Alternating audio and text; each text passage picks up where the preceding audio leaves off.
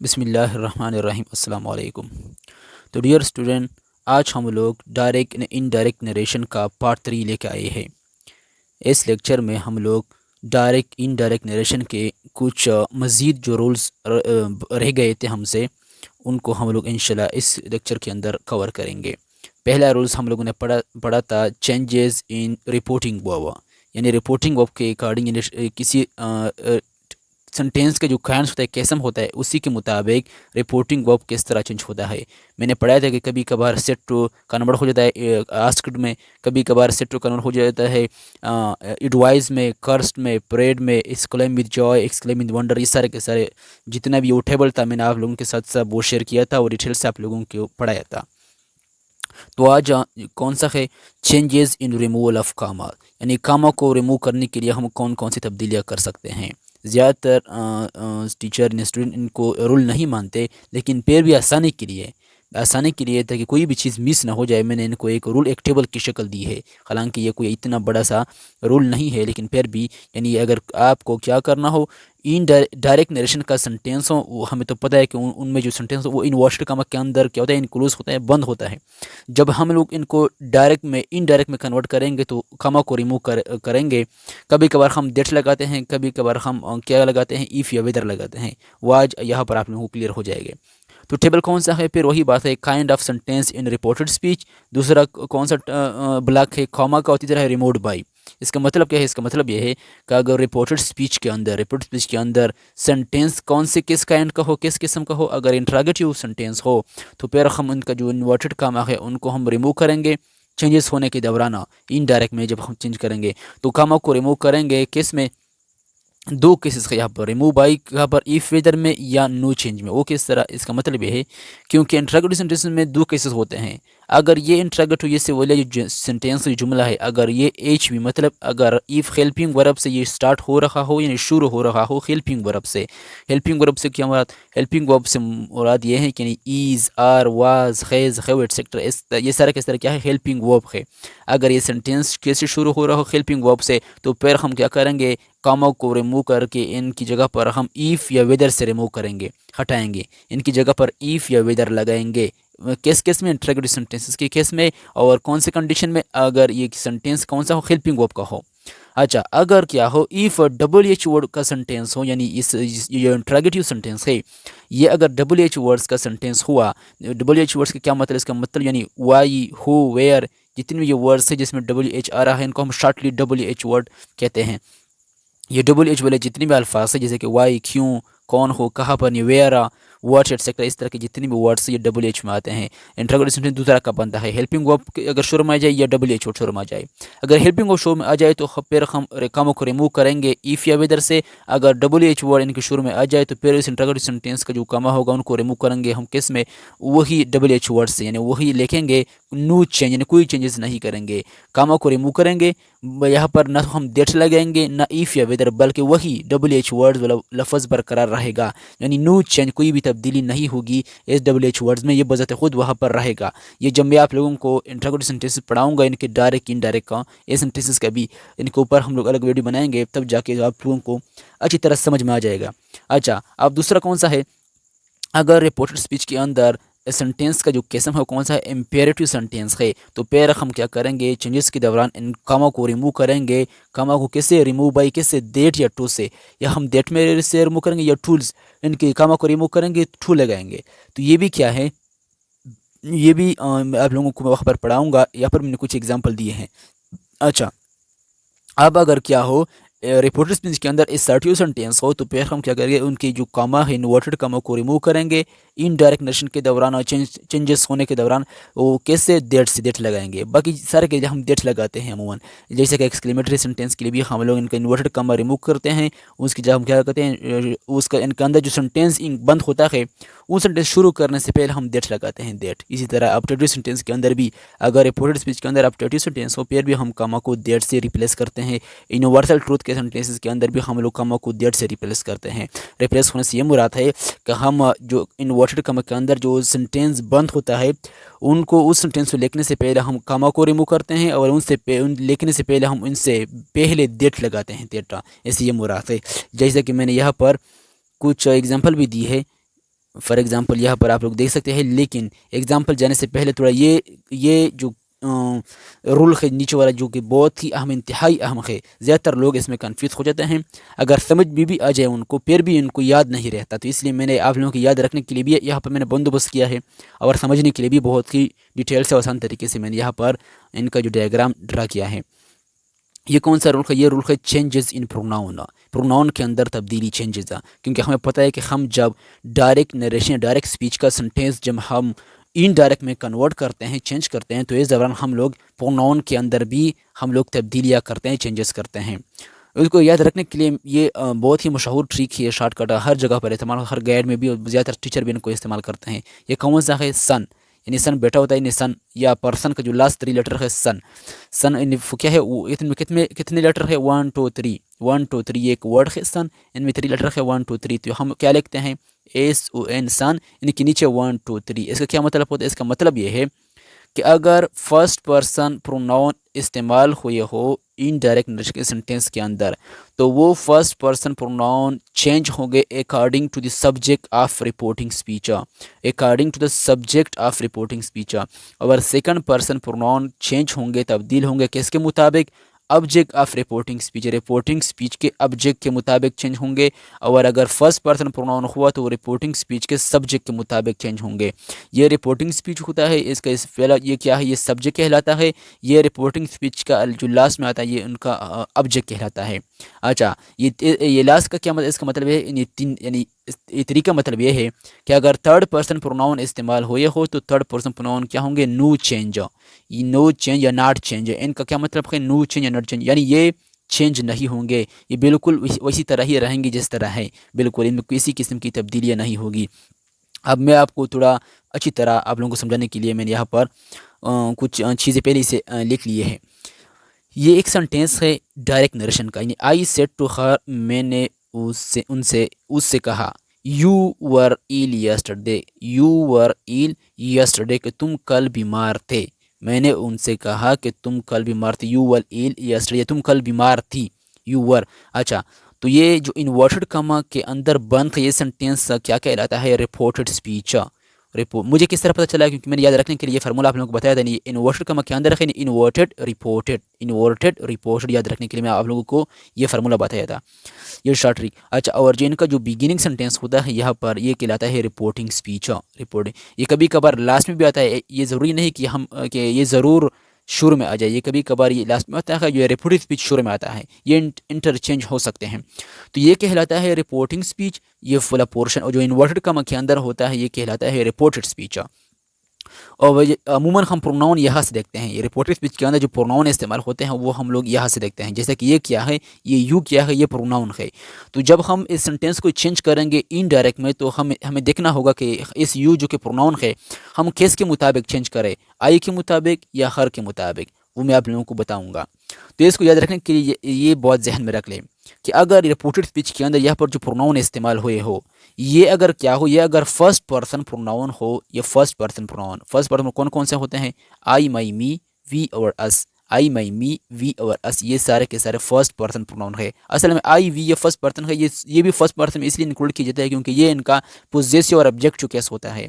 जैसे कि I, my, me subjective case, possessive case, objective case. इसे ये भी वी क्या है? सब्जेक्टिव केस है प्रोनाउन का, और पोजेसिव और अस क्या है? Objective case. तो ये सारे आई, मैं, मी, वी और अस ये फर्स्ट पर्सन प्रोनाउन है। ये अगर यह रिपोर्टेड स्पीच के अंदर इस्तेमाल हुए हो तो फिर फर्स्ट पर्सन प्रोनाउन चेंज होंगे अकॉर्डिंग टू द सब्जेक्ट, ये कहलाता है सब्जेक्ट। मैंने ये सेंटेंस उठाया है यहाँ पर रिपोर्टिंग स्पीच का।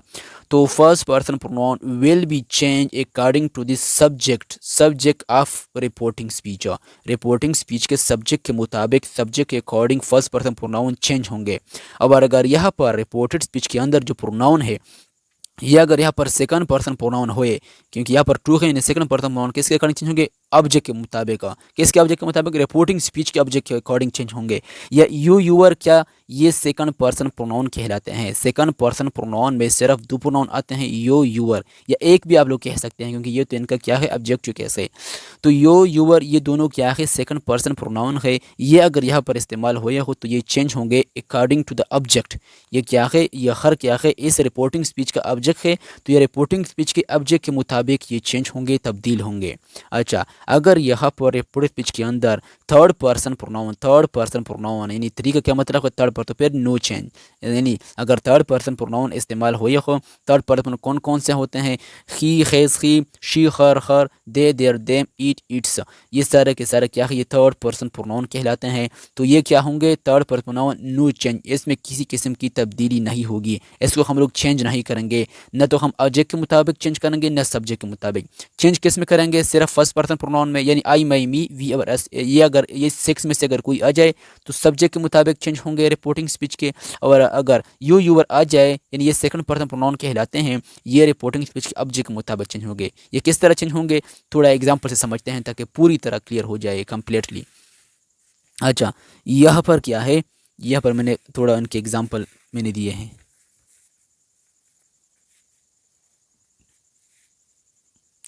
तो ये क्या है, पहला सेंटेंस कौन सा है, he said to me I am busy, he said to me, उसने मुझसे कहा, किसने, उसने, सेड टू मुझसे कहा, क्या कहा उसने, ये मैं इस ही का सेंटेंस में आप लोगों के साथ शेयर कर रहा हूँ, बोल रहा हूँ। आई एम बिजी के मैं मसरूफ़ हो, आई एम बिजी के मैं मसरूफ़ हो, ये कौन कह रहा है, ये ही कह रहा है कि मैं बिजी हूँ, मैं मसरूफ़ हूँ, ये शख्स ये ही कह रहा है कि मैं मसरूफ़ हूँ, आई एम बिजी कि मैं मसरूफ़ हूँ। अच्छा, तो ये सेंटेंस किस में है, ये डायरेक्ट नरेशन में है या डायरेक्ट स्पीच में है। जब मैं इनको कन्वर्ट करूँगा इनडायरेक्ट में, यानी जब मैं ये इसी सेंटेंस इस ही का जो जुमला है, अगर मैं इस जुमले को अपने अल्फाज में किसी को पहुँचाना चाहूँ या बयान करना चाहूँ तो मैं किस तरह कहूँगा, he told me that he told me that he, यहाँ पर दैट मुझसे मिस हुआ है, that he told me that he was busy, he said to me I am busy, he told me that he was busy. तो ये sentence मैंने अपने अल्फाज में बयान किया, इसी ही के अल्फाज थे, जुमला था, ये स्पीकर था, बोलने वाला शख्स ही था, उसने मुझसे कहा था तो मैंने उनके अल्फाज अपने अल्फाज में कहे। अच्छा, अब ये यहाँ पर क्या था, ही था, ही को मैंने ही सेट कन्वर्ट हुआ टोल्ड में, क्यों टोल्ड में, क्योंकि ये सर्टिव सेंटेंस था, कोई किस्म की इस तरह का ना तो इंट्रागेटिव था, ना पोजेसिव था, ना एक्सक्लेमेटरी, ना अपडेटिव था, तो इसलिए ये था असर्टिव सेंटेंस था। तो यहाँ पर क्या इस्तेमाल हुआ था, आई प्रोनाउन था, तो यहाँ पर मैंने ही टोल्ड मी, ये तो यहाँ पर तो ठीक है, मैंने यहाँ पर ही लगाया, क्यों लगाया, ज़्यादा स्टूडेंट कन्फ्यूज है कि क्यों, यहाँ पर आई था, आई एम बिजी को आपने क्यों ही वाज बिजी में कन्वर्ट किया, वो इसलिए क्योंकि मैंने रूल आप लोगों को पढ़ाया कि आई क्या है, ये फर्स्ट पर्सन प्रोनाउन है, तो फर्स्ट पर्सन प्रोनाउन इस रिपोर्टिंग स्पीच के सब्जेक्ट के मुताबिक चेंज होते हैं, सब्जेक्ट के मुताबिक। यहाँ पर सब्जेक्ट क्या है, ही है, तो इसलिए मैं यहाँ पर ही लिखूंगा, ही टोल्ड मी, उसने मुझे कहा कि क्या, ही वाज बिजी, कि वो बिजी था, वो यहाँ पर क्या कि मैं बिजी हूँ, लेकिन यहाँ पर मैं कह रहा हूँ कि वो बिजी था, क्योंकि मैं उनका अल्फाज, उनका जुमला अपने अल्फाज में बयान करने की कोशिश कर रहा हूँ। तो एम कन्वर्ट हुआ वाज में, क्योंकि हम प्रेजेंट कंटिन्यू को पास्ट कंटिन्यूटीज में कन्वर्ट करते हैं। ये रूल भी आगे आ रहा है, डिटेल में आप लोगों को समझाऊंगा।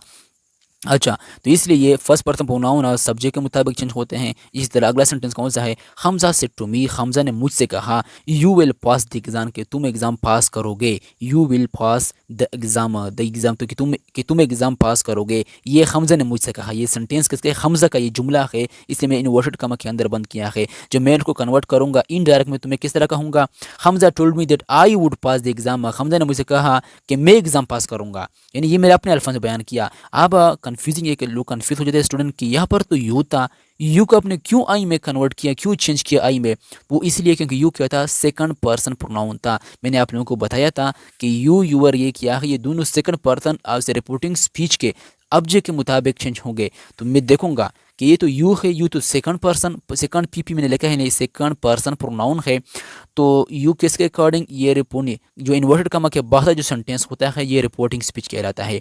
तो ये रिपोर्टिंग स्पीच के ऑब्जेक्ट है, ये हमजा सब्जेक्ट है रिपोर्टिंग स्पीच का, मी क्या है जो क्लास में आया है, ये क्या है, रिपोर्टिंग स्पीच का ऑब्जेक्ट है। वो से पहले सब्जेक्ट आता है, वो के बाद अमूमन ऑब्जेक्ट आता है। तो ये मी ऑब्जेक्ट है, तो यू मैं ऑब्जेक्ट के मुताबिक चेंज करूँगा। ऑब्जेक्ट यहाँ पर मी है तो मैं यहाँ पर मी तो नहीं लगूंगा, क्योंकि मी ऑब्जेक्टिव केस है, मुझे यहाँ पर सब्जेक्टिव केस चाहिए। मैं ये सब्जेक्टिव केस ऑब्जेक्टिव डिटेल में, बहुत ही डिटेल में समझा चुका हूँ। मैंने प्रोनाउन के ऊपर तकरीबन 6 वीडियो बनाए थे, 6 वीडियो, ये अगर आप लोगों ने नहीं देखे तो वो देखे, क्योंकि मैंने बहुत ही डिटेल में पढ़ाया था, क्योंकि प्रोनाउन इंतहाई अहम पार्ट स्पीच में से है, हर जगह पर इनका इस्तेमाल है। तो इसीलिए यू मैंने कन्वर्ट किया कि इसमें आई में, वो इसलिए क्योंकि यू मैंने ऑब्जेक्ट के मुताबिक चेंज किया, ऑब्जेक्ट यहाँ पर मी था, तो इसलिए यहाँ पर मैंने आई इसलिए क्योंकि यू बजत खुद यूअर नहीं था, यू था, ये सब्जेक्टिव केस है, तो इसी में यहाँ पर भी मुझे इस मी का सब्जेक्टिव केस तलाश करना पड़ा जो कि आई है। आई मई मी, आई सब्जेक्टिव केस है, मी इस आई का ऑब्जेक्टिव केस है, तो इसे मुझे आई यहाँ पर लगाना पड़ा। विल पास कन्वर्ट हुआ वुड पास में, ये कन्वर्जन मैं आप लोग को बताऊंगा। तो यहाँ पर मैं सिर्फ प्रोनाउन की डिटेल बता रहा हूँ, प्रोनाउन चेंज करने के लिए। यहाँ पर प्रोनाउन पर फोकस तवज्जो दीजिए। अच्छा, तीसरा सेंटेंस कौन सा है? He said to them, sorry I said to them, मैंने उनसे कहा। कैसे? मैंने, आई सेड टू, ये सेंटेंस मेरा है। I said to them, them है वो ज़्यादा लोग हैं उनको, दे देयर देम। तो यहाँ पर ये ऑब्जेक्टिव कैसे? आई सेड टू देम, मैंने उनसे कहा। She is an intelligent student, कि वो एक इंटेलिजेंट, वो एक इंतहाई क्या है? इंटेलिजेंट स्टूडेंट है। शी इज़ एन इंटेलिजेंट, वो एक इंतहाई स्टूडेंट है। तो यहाँ पर जब मैं कन्वर्ट करूँगा, he said, I said to them मैं करूँगा I told them, I said to them को मैं चेंज करूँगा आई टोल्ड देम में, सेट टू टोल्ड में कन्वर्ट हो जाएगा। अच्छा, कामों को मैंने रिमूव किया, कामों को रिमूव करने में क्या इस्तेमाल किया? देट। देट यानी यहाँ पर कामा भी रिमूव किया देट से। तो इसके बाद मैं अंदर वाला सेंटेंस लगूंगा देट के बाद, वो कौन सा है? She was, she is an intelligent student, मैंने कन्वर्ट किया she was an intelligent student. तो मैंने शी क्यों लेकर, क्यों नहीं चेंज किया? क्योंकि ये थर्ड पर्सन प्रोनाउन था। थर्ड पर्सन प्रोनाउन में कोई किस्म की तब्दीलियाँ नहीं होती, थर्ड पर्सन प्रोनाउन चेंज नहीं होती। मैंने यहाँ पर भी पढ़ा, यानी ही हिज हिम, शी खर खर, दे देयर देम, इट, ये सर के सर के, ये थर्ड पर्सन है, ये नो चेंज, ये क्या है? थर्ड पर्सन है, इसमें किसी की तब्दीली नहीं होती। तो हम बिल्कुल उसी तरह लिखेंगे जिस तरह ऊपर है, कोई किसी किस्म की तब्दीली इसमें हम लोग नहीं करेंगे। अच्छा, तो ये तो चेंज हुआ। अगला सेंटेंस कौन सा है? Student said to me we eat our mangoes, student said to me, student ने मुझसे कहा, वी ईट अवर मैंगोज, के हम क्या करते हैं? ये सेंटेंस किसका है? स्टूडेंट का है। स्टूडेंट ने किससे कहा था? मुझसे कहा था। क्या कहा था? वी ईट अवर मैंगोज, के हम अपने मैंगोज आम खा रहे हैं। वी ईट अवर मैंगोज, हम अपने आम खाते हैं। अच्छा, तो मैं किस तरह चेंज करूँगा? स्टूडेंट सेड टू मी को मैं चेंज करूँगा स्टूडेंट्स टोल्ड मी। इसके बाद कामों को रिमूव करूँगा, मैं कामों को देट से देट लगाऊंगा। इसके बाद यहाँ पर क्या है? वी ईट अवर मैंगो, मैं चेंज करूँगा दे एट देयर मैंगोज। वी क्या था? First person pronoun, first person pronoun reporting speech के सब्जेक्ट, ये क्या है? स्टूडेंट सब्जेक्ट है, सब्जेक्ट के मुताबिक चेंज होते हैं। तो यहाँ पर मैं स्टूडेंट नहीं लगाऊंगा, क्योंकि यहाँ पर भी प्रोनाउन इस्तेमाल हुआ है, स्टूडेंट के लिए मैं प्रोनाउन इस्तेमाल करूँगा। तो यहाँ पर स्टूडेंट चूँकि ज़्यादा है, एक स्टूडेंट नहीं ज़्यादा है, तो इनके लिए मैं दे लिखूँगा। दे के मानी वो, ये ज़्यादा स्टूडेंट के लिए इस्तेमाल होता है, ज़्यादा के लिए, क्योंकि ये एक से ज़्यादा है। तो मैंने स्टूडेंट के लिए दे लगाया, क्योंकि यहाँ पर भी प्रोनाउन को हम प्रोनाउन में चेंज करते हैं। तो इसलिए मैंने वी एट देयर मैंगो को मैंने चेंज किया, वी ईट अवर मैंगो को मैंने चेंज किया वी एट देयर मैंगो। ये भी क्या था? अवर को भी मैंने देयर में इसलिए कन्वर्ट किया कि अवर भी क्या है? फर्स्ट पर्सन प्रोनाउन है। वी अवर अस, ये सारे के सारे फर्स्ट पर्सन प्रोनाउन है। फर्स्ट पर्सन प्रोनाउन हम सब्जेक्ट के मुताबिक चेंज करते हैं। तो फिर मैंने स्टूडेंट के लिए यहाँ पर दे नहीं लगाया, देर लगाया। देर इसलिए कि यहाँ पर अवर था। ये भी वी का क्या था? वी का ये पोजेसिव केस था। तो इसलिए मैंने यहाँ पर भी क्या किया? दे का पोजेसिव केस लगाया। दे भी मैंने स्टूडेंट के लिए लगाया था, देयर भी मैं स्टूडेंट के लिए लगाने की कोशिश कर रहा हूँ यहाँ पर। तो ये दोनों दे देयर दोनों स्टूडेंट के लिए है। ये वी अवर ये भी स्टूडेंट के लिए थे, लेकिन यहाँ पर वी अवर इसलिए थे क्योंकि उन्होंने बस खुद अपने लिए ये प्रोनाउन इस्तेमाल किए थे, अपने लिए कि हम, क्योंकि ये जुमला तो स्टूडेंट था, लेकिन मैंने अपने ज़ुबान में बयान करना चाहा। जब मैंने इनको बयान किया अपने अल्फाज में, तो मैंने इस तरह इनका जुमला बयान किया। इनकी जो बात थी स्टूडेंट की कि स्टूडेंट टोल्ड मी, स्टूडेंट ने मुझसे बताया, तलब इल्म ने, that they eight their mango, कि वो अपने मैंगो आम खाएँ, उन्होंने अपने आम खाए। तो ये था प्रोनाउन की कन्वर्जन। एक और सेंटेंस है यहाँ पर, क्या है? एमन सेड टू मी, एमन ने मुझसे कहा, आई ईट माई मैंगो, कि मैं अपना आम खाता हूँ। आई ईट माई मैंगो, कि मैं अपना आम खाता हूँ। अच्छा, तो मैं जब कन्वर्ट करूँगा, एमन सेड टू मी को मैं चेंज करूँगा एमन टोल्ड मी। फिर मैं क्या लगाऊंगा? देट, क्योंकि खामो को रिमूव करूँगा देट से। फिर मैं क्या लगाऊंगा? आई ईट माई मैंगो को मैं चेंज करूँगा शी एट हर मैंगो, क्योंकि ये एमन क्या है? आई क्या है? ये फर्स्ट पर्सन प्रोनाउन है। ये सब्जेक्ट के मुताबिक चेंज होंगे, रिपोर्टिंग्स पे सब्जेक्ट के मुताबिक। यहाँ पर सब्जेक्ट कौन सा है? एमन है। मी ऑब्जेक्ट है, ये एमन सब्जेक्ट है। तो फिर में एमन चूंकि एक लड़की है, तो लड़की के हम क्या प्रोनाउन यूज़ करते हैं? शी। तो इसलिए आई कन्वर्ट हो गया शी में। आई इसलिए शी में कन्वर्ट हो गया क्योंकि आई एमन के लिए इशारा कर रहा था, सब्जेक्ट के लिए, सब्जेक्ट की ये लड़की था, इसके मैंने शी प्रोनाउन इस्तेमाल किया। ये लॉजिक ज़रा जहन में बिठा लीजिए। यहाँ पर ज़्यादातर स्टूडेंट कन्फ्यूज़ हो जाते हैं यहाँ पर, कि यहाँ पर भी नाम लिखते हैं, नाम नहीं लिखना है। प्रोनाउन को प्रोनाउन में कन्वर्ट करना है, लेकिन देखना होगा कि प्रोनाउन मेल के लिए इस्तेमाल हुआ है या ये प्रोनाउन फीमेल के लिए है, ये प्रोनाउन ज़्यादा के लिए है चाहे वो, तो फिर यहाँ पर दे लिखूंगे दे। तो इसलिए क्योंकि ये मेल के लिए था ना फीमेल के लिए, तो मैंने यहाँ पर शी लिख किया। शी ईट देयर मैंगो, मैंने शी ईट हर मैंगो। हर ये माई भी क्या था? आई का पोजेसिव केस था, तो ये भी फर्स्ट पर्सन प्रोनाउन में इंक्लूड होता है, शामिल होता है। ये भी इसके मुताबिक चेंज हुआ हर में, यानी शी खर खर, ये भी इनका अब पोजेसिव केस है, जैसे कि माई पोजेसिव केस है केस का आई का। तो इसलिए she said to me I eat my mango, she told me that she ate their mango. ये ईट क्या था, क्या था, वर्ब का पहला फॉर्म था, और ये क्या था, ये वर्ब का सेकंड फॉर्म है, सेकंड फॉर्म, यानी प्रेजेंट इंडेफिनिट टेंस कन्वर्ट हुआ पास्ट इंडेफिनिट में। ये क्यों कन्वर्ट हुआ, ये कन्वर्जन में आप लोगों को बताऊंगा, लेकिन आज के इस वीडियो में मैंने आप लोगों को सिर्फ दो रूल पढ़ाए, चेंजेस इन प्रोनाउन, प्रोनाउन के किस तरह हम चेंजेस करेंगे, और दूसरा रूल पढ़ाया था चेंजेस इन रिमूवल ऑफ कामा। अगले वीडियो में मैं आप लोगों को पढ़ाऊंगा चेंजेस इन टेंसेस के, टेंस के अंदर हम लोग किस तरह तब्दीलियाँ चेंजेस कर सकते हैं। तो मैं उम्मीद करता हूँ कि ये वीडियो आप लोगों को पसंद आई होगी, और इंशाल्लाह आप लोगों को सब कुछ समझ में आ चुका होगा, क्योंकि मैंने तो कोशिश की कि आप लोगों को इंतहाई आसान तरीके से समझाऊँ, और मैं ये उम्मीद भी करता हूँ कि इंशाल्लाह आप लोगों को समझ में आ चुका होगा। तो खुदा हाफिज़।